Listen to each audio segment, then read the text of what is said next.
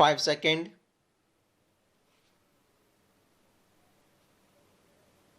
Start.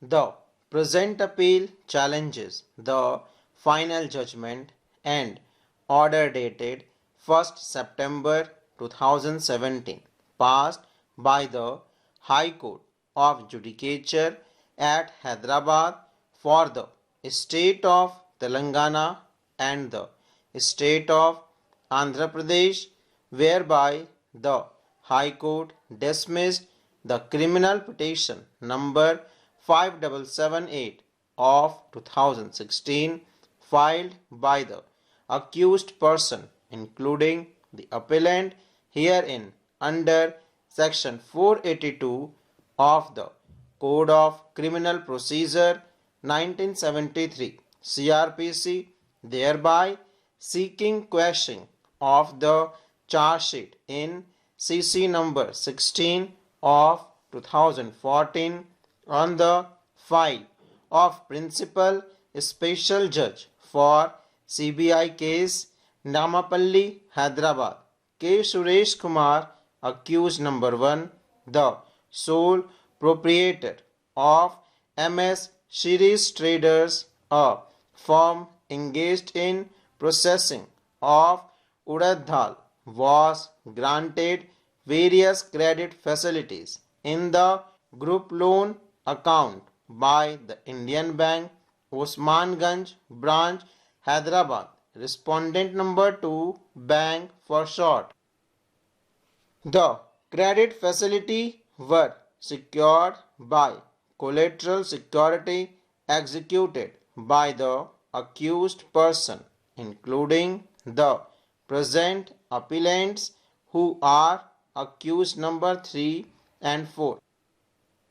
Since the borrowers, mortgagors, accused number 1 to 5 failed to service the interest and repay the dues, the group loan account was declared a non-performing asset on 31st March 2010. To realize the outstanding amount, the respondent number 2, bank, filed an original application being OA number 253 of 2010 before the Debts Recovery Tribunal, Hyderabad, DRT, for recovery of amount due. During the pendency of proceedings before the DRT, the respondent number 2, bank, came to know that some of the title documents executed by the accused person, by virtue of which equitable mortgage was created, were not original documents, rather the same were fake, forged and fabricated.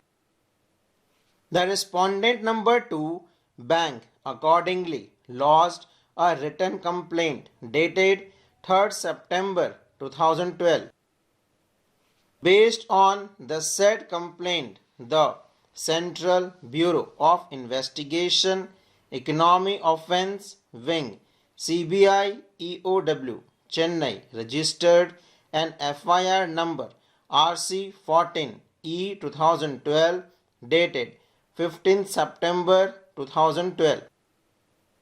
The CBI EOW, Chennai, after investigation, prima facie found that offences punishable under section 120B read with 420, 409, 467, 468 and 471 of Indian Penal Code 1860 IPC and section 13(1)(d) and 13(2) of the Prevention of Corruption Act 1988 PC Act have been committed. The CBI filed charge sheet dated 27 December 2013 in the trial court and prayed that the trial court take cognizance of the said offences committed by the accused person. Since the proceedings before the DBT were still pending, the borrower's mortgagors, accused number 1 to 5, approached the respondent number 2 bank for settlement of the amount due regarding to the group accounts. To that effect, a one-time settlement OTS dated 19th November 2015 of rupees 3.8 crore were offered to the respondent number 2 bank for settling all the dues. The same was accepted by the respondent number 2 bank. The OTS amount was paid and the respondent number 2 bank issued a no dues certificate dated 21st November 2015 to the borrower's guarantors.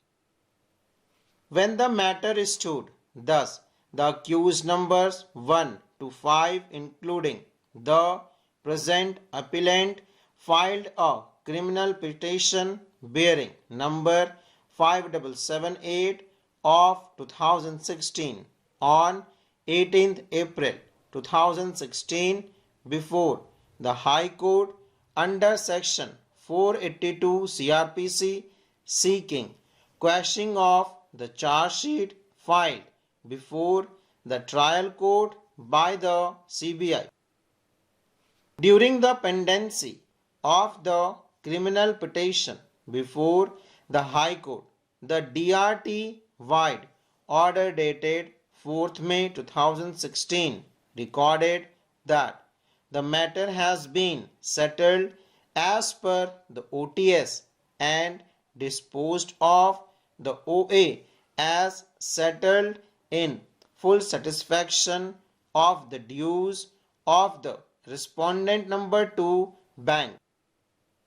The High Court, however, void the impugned final judgment and order dismissed the criminal petition filed by the accused number 1 to 5, holding that the settlement arrived at was only a private settlement and was not a part of any decree given by any court.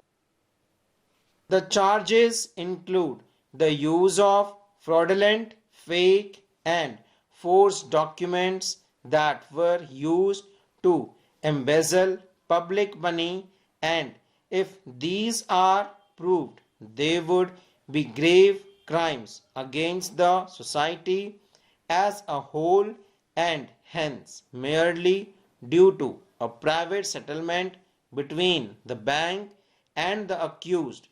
It cannot be said that the prosecution of the accused persons would amount to abuse of process of the court.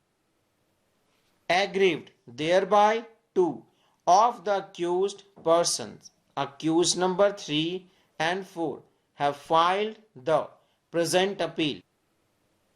It is further submitted that during the pendency of OA before the DRT in view of OTS, an amount of rupees 3 crore 80 lakh was also paid to the respondent number 2 bank, and as such the respondent number 2 bank has closed the loan amount.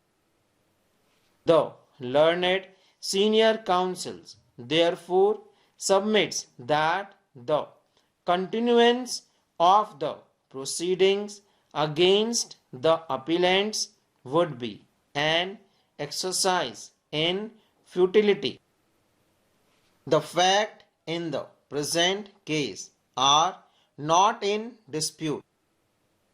It is not disputed that the matter has been compromised between the borrowers and the bank.